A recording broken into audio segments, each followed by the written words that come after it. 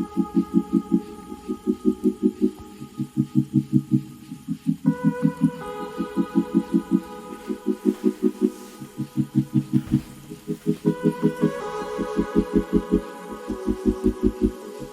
I have been holding out on y'all a long time ago, months ago. I posted a video about what was in my doula bag, and in that video I asked if y'all wanted to know about the essential oils that I use, and I had a ton of comments that said yes, let's talk about oils. So finally we're going to talk about what essential oils I use when I'm attending a birth that help with labor. And I'm also going to share some oils that I discovered during my internet search, because I like to double check, triple check, fact check before I do a video. So I'm gonna let you know which ones I use and which ones that the internet says are good for birth. So before I get started, I just want to say that essential oils are natural, but they are very potent. So if you're going to use them, number one, make sure that you're getting real essential oils. If you're getting that 4-pack from TJ Maxx or Marshalls or Walmart, it's probably fake. It's probably cut with soybean oil or some other type of oil to dilute it. So make sure that it says 100%. And when you use real essential oils, you cannot apply them directly to the skin. You have to dilute it so that your skin will not burn or get irritated. And yes, if you want more precautions, just go ahead and Google what precautions to take when using essential oils.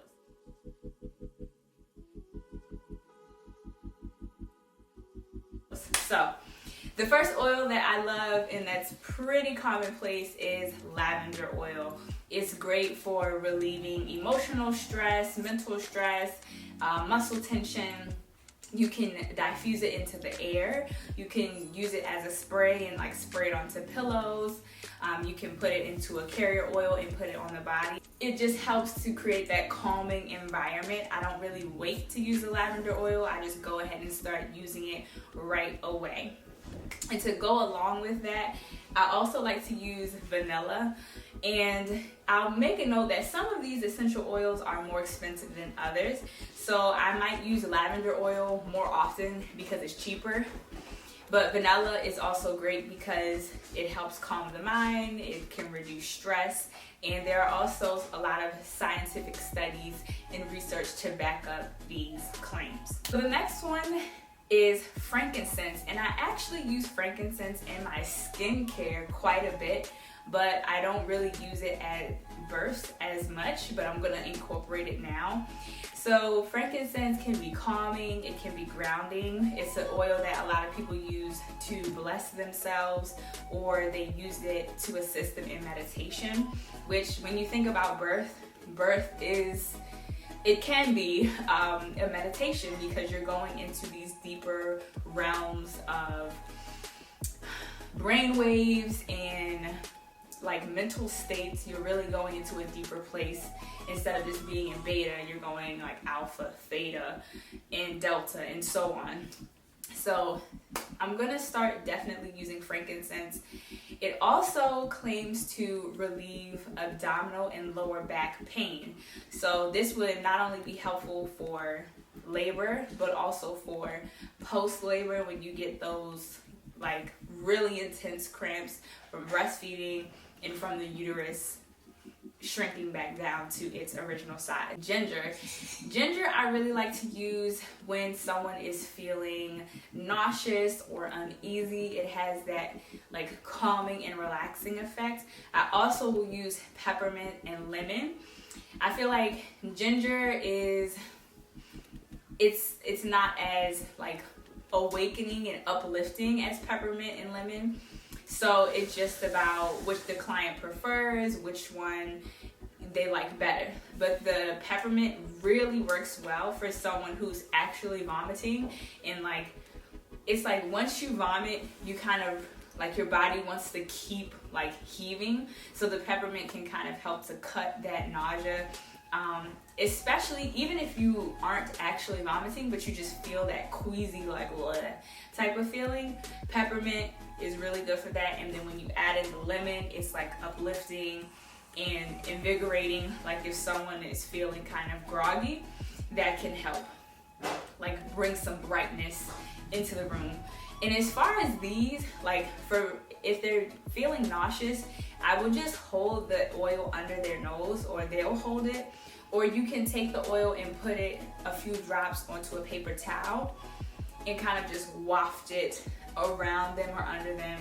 Peppermint is also like cooling, so if they're feeling really hot, you can do like a cool compress, like a wet washcloth, and then kind of fan them, and it creates this very like cooling environment, this cooling effect. The next one is probably hands down my favorite essential oil. It's clary sage. It's my favorite one to use for birth because it helps to bring on those stronger contractions, and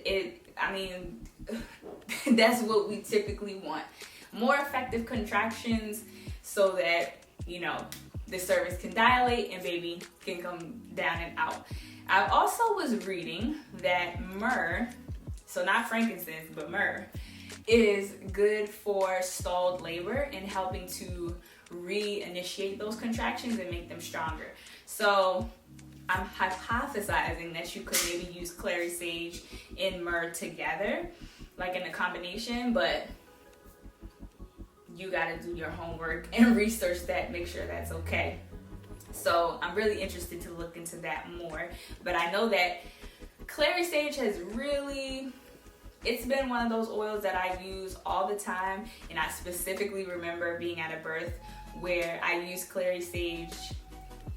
I diffused it in the air, and I think I put it on a few pressure points. That labor went fast. So of course, it won't be like that for everyone, but it's definitely one that I like to use. Rose essential oil. Now, rose essential oil is expensive because it takes like 10,000 roses to just make one bottle. So this is something that I don't know if I would personally buy this to use in my doula bag, or if I would just tell my clients like, hey, this is a good essential oil to use, and just have them buy it if they want it.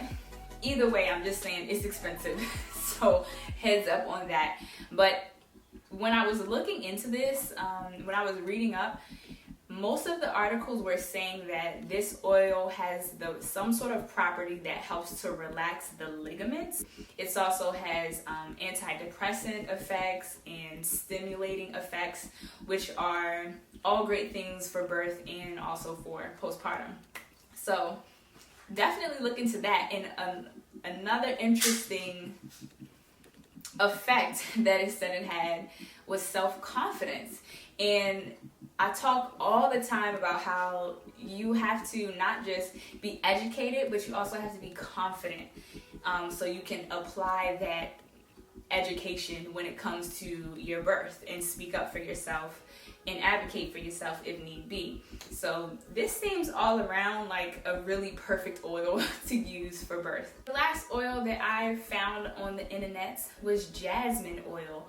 And again, this is another oil that said it was able to promote stronger contractions and just overall feelings of well-being. It also said that this is a galactagogue, which means it will help you to produce more breast milk, and that in India, like I think in South India, the new mothers wear flowers, jasmine flowers around their neck to kind of symbolically and physically bring on more breast milk. So I thought that was a very interesting, cool fact. So to recap, the oils that I use and really like: lavender, vanilla, ginger, peppermint, lemon, clary sage, and the oils that I found during my Google research that seemed to be really great for birth: rose and frankincense and myrrh. So I hope this video was helpful, and I'm sure that there are other essential oils out there that could also be helpful, but when I was doing my research and comparing that to what I already use, I feel like these would be the most prominent. I think there are lots of essential oils that have calming properties and uplifting properties and things of that nature that you could probably use, but these felt very specifically, these felt very specific to birth, so I decided to just focus on these. I would love to know which oils that you use during your birth experience, or which oils that you use in everyday life. And I'll see y'all in the next video. And don't forget to subscribe, because again, over half of y'all that watch my videos are not subscribed. And I see you.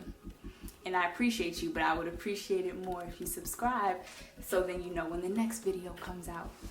All right,